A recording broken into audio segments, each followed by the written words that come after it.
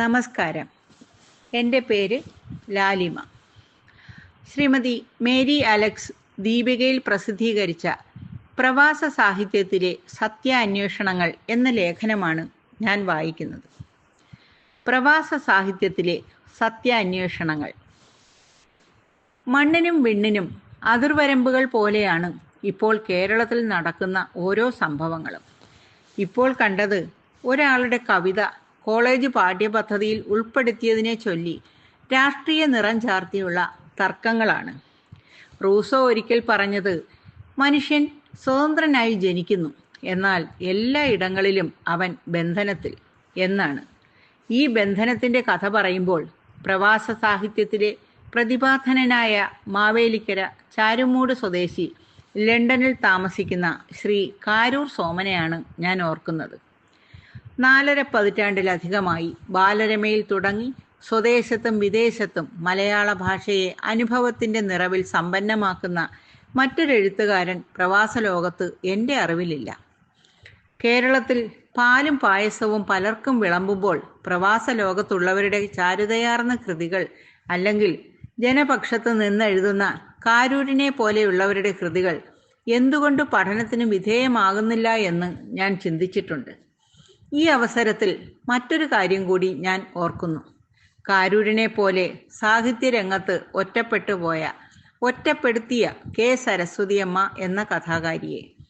ജീവിതത്തിലും എഴുത്തിലും സ്ത്രീപക്ഷത്ത് നിന്ന് പുരുഷ മേധാവിത്വ ചൂഷണത്തിനെതിരെ മൂർച്ചയേറിയ വാക്കുകളിലൂടെയാണ് ഈ കഥാകാരി പ്രതികരിച്ചത്.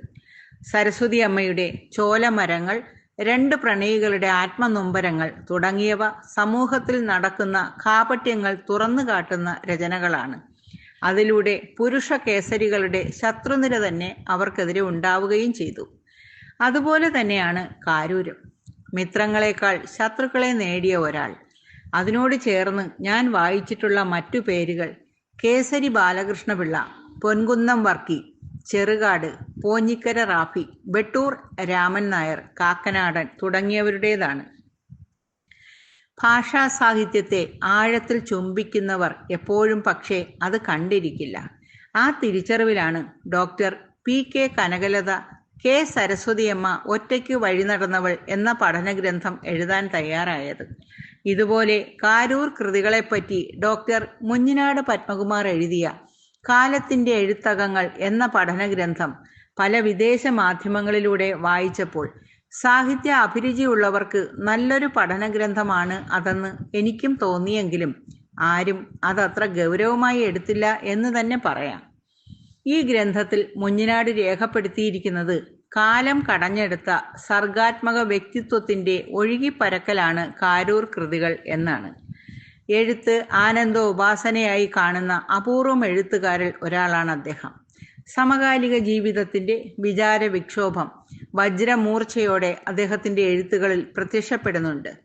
ഇത്തരം അന്വേഷണ പരീക്ഷണങ്ങളിൽ നിന്നാണ് കാരൂർ തൻ്റെ പ്രതിഭയെ കാലത്തിനോട് വിളക്കി ചേർത്ത് കലഹിക്കുന്നത്. ഇവിടെയാണ് കെ സരസ്വതി അമ്മയുടെയും കാരൂരിൻ്റെയും ജീവിത സമാനതകൾ ഞാൻ കാണുന്നത്. നമ്മൾ എത്രമാത്രം കണ്ണടച്ചിരുട്ടാക്കിയാലും ഒരിക്കൽ മനസ്സിലുള്ള വിക്ഷുബ്ധത ആരെങ്കിലും വഴി പുറത്തു വരും. എനിക്കിപ്പോൾ 78 വയസ്സായി. കണ്ണിന് തിമിരം ബാധിച്ച് ഓപ്പറേഷൻ നടത്തുന്നതിന് മുൻപ് ഈ കുറിപ്പ് എഴുതണമെന്ന് കുറേ കാലങ്ങളായി തോന്നിയതാണ്. കാരൂരിനെ അറിയാൻ തുടങ്ങിയത് ഇന്നല്ല, വളരെ മുൻപേ റേഡിയോ നാടകങ്ങളിൽ കൂടിയാണ്. 1980 മുൻപ് TV, ഇൻ്റർനെറ്റ്, മൊബൈൽ ഒന്നുമില്ലാത്ത കാലത്ത് റേഡിയോ വഴിയാണ് നാട്ടുകാർ എല്ലാം അറിഞ്ഞിരുന്നത്. ആ കാലത്താണ് സ്കൂളിൽ പഠിക്കുന്ന കാരൂരിൻ്റെ കാലചക്രം, കർട്ടനിടു എന്നീ റേഡിയോ നാടകങ്ങൾ തിരുവനന്തപുരം റേഡിയോ സ്റ്റേഷൻ വഴി കേട്ടത്. ഡൽഹിയിൽ നിന്നുള്ള ഓൾ ഇന്ത്യ വാർത്തയിൽ ശ്രീ മാവേലിക്കര രാമചന്ദ്രൻ വിദ്യാർത്ഥിയായ കാരൂരിൻ്റെ നാടകങ്ങളെപ്പറ്റി വിശകലനം ചെയ്തതും സ്മരിക്കുന്നു. തൃശൂർ സ്റ്റേഷൻ വഴിയും നാടകങ്ങൾ പ്രക്ഷേപണം ചെയ്തതായിട്ടാണ് എൻ്റെ അറിവ്. ചോലമരങ്ങൾക്ക് തണൽ നൽകാൻ മാത്രമേ സാധിക്കൂ എന്നതുപോലെ കാരൂർ സൃഷ്ടികൾ എന്നും തണൽ വൃക്ഷങ്ങളാണ്. സാഹിത്യ പ്രവർത്തക സഹകരണ സംഘം NBSൽ നിന്ന് 1990 തകഴി അവതാരിക എഴുതി പുറത്തു വന്ന കണ്ണീർ പൂക്കൾ ബ്രിട്ടീഷ് ഇന്ത്യ 3 തലമുറകളുടെ കഥ പറയുന്ന കാണാപ്പുറങ്ങൾ, കാണാപ്പുറങ്ങളിൻ്റെ മൊഴിമാറ്റം, ദി മലബാർ എ ഫ്ലെയിം തുടങ്ങിയവ അദ്ദേഹത്തിൻ്റെ കൃതികളാണ്. ഇതിൽ the Malabar a flame Amazon best seller നോവലാണ്. ഈ നോവലിനെ പറ്റി ദി വേൾഡ് ജേർണലിൽ ഡൽഹി ജെയിൻ യൂണിവേഴ്സിറ്റി റിസർച്ച് വിഭാഗം ഡോക്ടർ ചിത്ര സൂസൻ തമ്പി എഴുതിയ റിവ്യൂ മലയാളത്തിൽ പരിഭാഷപ്പെടുത്തിയത് ദീപികയിൽ വായിച്ചു. 2006 ദീപികയുടെ ഓണപ്പതിപ്പിൽ വന്ന ഓസ്ട്രിയയെ പറ്റി എഴുതിയ നീണ്ട കഥ പോലുള്ള യാത്രാ വിവരണം സ്വർഗത്തിലേക്കുള്ള വഴി ഇന്നും ഓർമ്മയിലുണ്ട്. ദീപിക, കേരള കൗമുദി, വീക്ഷണം, ജനയുഗം, മംഗളം, ജന്മഭൂമി തുടങ്ങിയവയുടെ ഓണപ്പതിപ്പുകളിൽ വന്നിട്ടുള്ള കാരൂർ കഥകൾ, കവിതകൾ പലതും ഞാൻ വായിച്ചിട്ടുണ്ട്. നീണ്ട വർഷങ്ങളായി പ്രവാസ ലോകത്തു നിന്ന് ഓണപ്പതിപ്പിൽ എഴുതുന്ന മറ്റൊരെഴുത്തുകാരനില്ലെന്ന് നിസ്സംശയം പറയാൻ സാധിക്കും. തോപ്പിൽ ഭാസി അവതാരിക എഴുതിയ ഗൾഫിൽ നിന്നുള്ള ആദ്യ സംഗീത നാടകം കടലിനക്കരെ എംബസി സ്കൂളിനെ പറ്റി മാതൃഭൂമിയിൽ 1996-97 നിരൂപണം എഴുതിയ മൺമറഞ്ഞ നിരൂപകൻ കോഴിക്കോടിനെ ഓർക്കുമ്പോൾ ഗൾഫിൽ നിന്നുള്ള ആദ്യ സംഗീത നാടകം ഏതെന്ന് എത്ര പേർക്കറിയാം? 2018 പുറത്തു വന്ന കാലപ്രളയം എന്ന ഭാവഗംഭീരമായ സംഗീത നാടകം എങ്ങനെ കേരള സംഗീത നാടക അക്കാദമി മത്സരത്തിൽ നിന്ന് പുറന്തള്ളപ്പെട്ടു? ഇതെല്ലാം കപട മത്സര സാംസ്കാരിക ബുദ്ധിയുടെ പരിണിത ഫലമാണെന്ന് ആർക്കാണ് അറിയാത്തത്? റൂസോ ചോദിക്കുന്നത് പോലെ കാരൂരും ബന്ധിക്കപ്പെട്ടിരിക്കുകയാണോ? കാരൂരിൻ്റെ ആത്മകഥ, കഥാകാരൻ്റെ കനൽ വഴികൾ, പ്രഭാത് ബുക്സ്, അതിൽ പറയുന്ന അദ്ദേഹത്തിൻ്റെ ഗുരുനാഥൻ പണ്ഡിത കവി KK പണിക്കർ സാറിനെ കുറിച്ചാണ്. വള്ളത്തോൾ ബന്ധനസ്ഥനായ അനിരുദ്ധൻ എഴുതിയപ്പോൾ പണിക്കർ സാർ ബന്ധനമുക്തനായ അനിരുദ്ധൻ എഴുതി മോചിപ്പിച്ചു. അന്ന് എഴുത്തുകാർ ആശയങ്ങൾ വഴിയാണ് ഏറ്റുമുട്ടിയിരുന്നത്. ഇന്നത്തെ പോലെ ഉള്ളിൽ വെറുപ്പുള്ളവരായിരുന്നില്ല. കാരൂർ പഠിക്കുന്ന കാലത്ത് സ്കൂളിൽ ഇരുളടഞ്ഞ താഴ്വര എന്ന നാടകം പോലീസിനെതിരെ അവതരിപ്പിച്ചതിന് മാവേലിക്കര പോലീസ് പിടിച്ചുകൊണ്ടുപോയി. അന്ന് സ്റ്റേഷനിൽ നിന്ന് മോചിപ്പിക്കാൻ ചെന്ന പണിക്കർ സാറിനോട് ഇൻസ്പെക്ടർ പറഞ്ഞത് ഇവൻ നക്സൽ എന്നാണ്. ലുധിയാന CMC ആശുപത്രിയിൽ വെച്ച് ഒരമ്മയുടെ കരച്ചിൽ കണ്ട് സ്വന്തം കിഡ്നി ആ അമ്മയുടെ മകന് നൽകിക്കൊണ്ട് നഴ്സ് സാറാമ്മയോട് പറഞ്ഞത് ഇതാരോടും പറയരുത് എന്നാണ്. എന്തെങ്കിലും സഹായം ചെയ്തിട്ട് നാട്ടിൽ വിളംബരം നടത്തുന്നവർക്കിടയിൽ കാരൂർ വേറിട്ട് നിൽക്കുന്നു. ഇന്ന് നമ്മുടെ കാവ്യബോധ സംസ്കാരത്തിന് സംഭവിച്ചിരിക്കുന്ന അപജയത്തിൽ നിന്നും പല എഴുത്തുകാർക്കും മോചനമില്ല എന്നതാണ് സത്യം. നമ്മുടെ പഠന പദ്ധതികൾ വിപരീത ഫലം ചെയ്യുന്നതിൻ്റെ ധാരാളം തെളിവുകൾ മുന്നിലുണ്ട്. കാരൂറിൻ്റെ എത്രയോ കൃതികൾ വിശദമായ പഠനത്തിനും പാഠപുസ്തകങ്ങളിൽ ഇടം പിടിക്കേണ്ടതും പുനർവായിക്കപ്പെടേണ്ടതുമാകുന്ന കൃതികളാണെന്ന് അദ്ദേഹത്തിൻ്റെ സൃഷ്ടികൾ വായിക്കുന്നവർക്ക് മനസ്സിലാകും. കാലത്തിൻ്റെ എഴുത്തകങ്ങൾ മലയാളത്തിൽ ആദ്യമായി ഇറങ്ങിയ ചരിത്ര പുസ്തകം സർദാർ വല്ലഭായി പട്ടേൽ, കാര്യിരുമ്പിൻ്റെ കരുത്ത്, ചന്ദ്രയാൻ, മംഗളയാൻ, കൗമാരസന്ധ്യകൾ, കാൽപ്പാടുകൾ, സ്നേഹത്തിൻ്റെ ആഴവും പരപ്പുമുള്ള കാലിക പ്രാധാന്യമുള്ള കുട്ടികളുടെ നോവൽ കിളിക്കൊഞ്ചൽ, കാറ്റാടിപ്പൂക്കൾ, കൃഷിമന്ത്രി, കളിക്കളം തുടങ്ങിയവ കാരൂറിൻ്റെ കൃതികളാണ്.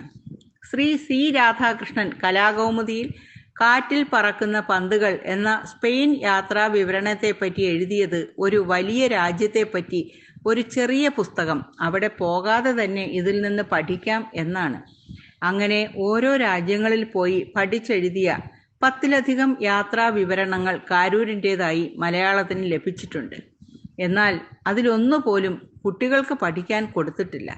12 മേഖലകളിലായി കാരൂരിൻ്റെ 70 മലയാളം ഇംഗ്ലീഷ് പുസ്തകങ്ങൾ എന്നിൽ ഉണർത്തുന്നത് നേർത്ത മന്ദഹാസമാണ്. മറ്റൊരു കൗതുക കാഴ്ച ഞാൻ കണ്ടത് 1985-2025 വരെയുള്ള എല്ലാ മലയാള കൃതികളുടെയും ആദ്യ അക്ഷരം കുടുംബ പേരായ കാരൂർ എന്നതിൻ്റെ കായിൽ തുടങ്ങുന്നു എന്നുള്ളതാണ്. ഈ പ്രായത്തിനിടയിൽ 57 രാജ്യങ്ങളിൽ കാരൂർ സഞ്ചരിച്ചിട്ടുണ്ട്. ആമസോൺ ബെസ്റ്റ് സെല്ലർ നോവൽ കാരൂരിൻ്റേതായതുകൊണ്ടാകാം ആമസോൺ ഇന്റർനാഷണൽ റൈറ്റർ എന്ന ബഹുമതി ഉൾപ്പെടെ 20ഓളം സ്വദേശ വിദേശ പുരസ്കാരങ്ങൾ അദ്ദേഹത്തിന് ലഭിച്ചിട്ടുണ്ട്. മുൻ പ്രധാനമന്ത്രി ശ്രീ നരസിംഹറാവു, മുൻ മുഖ്യമന്ത്രി ശ്രീ ഉമ്മൻചാണ്ടി, മറ്റ് സാംസ്കാരിക നായകന്മാർ തുടങ്ങിയവരിൽ നിന്നുമൊക്കെയാണ് പുരസ്കാരങ്ങൾ സ്വീകരിച്ചിട്ടുള്ളത്. മാത്രവുമല്ല 34 പുസ്തകങ്ങൾ ഒരൊറ്റ വേദിയിൽ പ്രകാശനം ചെയ്യപ്പെട്ടതിന് URF വേൾഡ് റെക്കോർഡ് ലഭിച്ച മലയാളത്തിലെ ഏക എഴുത്തുകാരനാണ് Karoor. Keralam, Gulf, Europe, America, Australia മാധ്യമങ്ങളിൽ തുടരെ എഴുതുന്ന മറ്റൊരു പ്രവാസി എഴുത്തുകാരനെ ഞാൻ കണ്ടിട്ടില്ല. സമൂഹത്തിൽ കാണുന്ന ചൂഷണ കപട പ്രവർത്തനങ്ങളെ ഒരാൾ തുറന്നെഴുതുമ്പോൾ ആ വ്യക്തിയെ അരിഞ്ഞു വീഴ്ത്തുന്നത് ഒരു കപട സാമൂഹ്യ സംസ്കാരത്തെ വളർത്തുന്നതിന് തുല്യമാണ്. മനസ്സിന്റെ സ്വാതന്ത്ര്യമാണ് ഒരാളുടെ അസ്തിത്വത്തിന്റെ തെളിവെന്ന് നമ്മുടെ ഭരണഘടനാ ശില്പി ഡോക്ടർ BR അംബേദ്കറിന്റെ വാക്കുകൾ ഓർക്കുമ്പോൾ കാരൂർ സ്വന്തം അസ്തിത്വം വിട്ടുകളിക്കാൻ തയ്യാറല്ലെന്നാണ് ഞാൻ മനസ്സിലാക്കുന്നത്. മലയാള ഭാഷാ സംസ്കാരത്തിന് പ്രവാസ ലോകത്തു നിന്ന് നൂറ്റാണ്ടുകളായി ഇത്രമാത്രം സംഭാവനകൾ ചെയ്ത കാരൂരിനെ ഗഹനമായി പഠിക്കാൻ കാലം കരുതി വെച്ച കാവ്യനീതി കണ്ണുകൾ തുറക്കട്ടെ.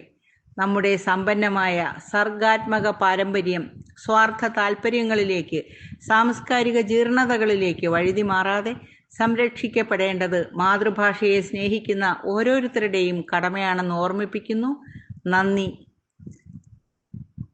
Mary Alex.